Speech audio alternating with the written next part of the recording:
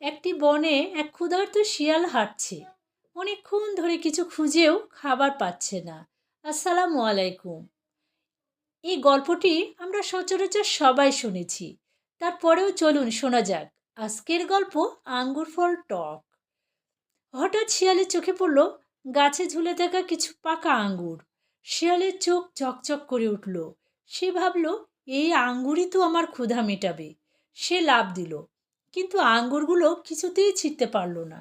সে আবার চেষ্টা করলো, কিন্তু সে এবারও ছিঁড়তে পারল না। সে আরও একবার লাফ দিল, তবুও সে আঙ্গুরগুলো ছিঁড়তে পারল না। কয়েকবার চেষ্টার পর সে ক্লান্ত হয়ে পড়ল। শেষে শিয়াল রেগে গিয়ে বলল, এই আঙ্গুরগুলো তো টক, আমি এমন আঙ্গুর খাবো না। এই বলে শিয়াল চলে গেল, কিন্তু ভিতরে ভিতরে লজ্জা পেল নিজের ব্যর্থতায়। এ গল্প থেকে আমরা শিখলাম, যে কাজ আমরা করতে পারি না অনেক সময় আমরা সেটা খারাপ বলি, কিন্তু সত্যিকারের জ্ঞানী সেই যে নিজের দুর্বলতা স্বীকার করতে জানে। সকলকে অনেক ধন্যবাদ।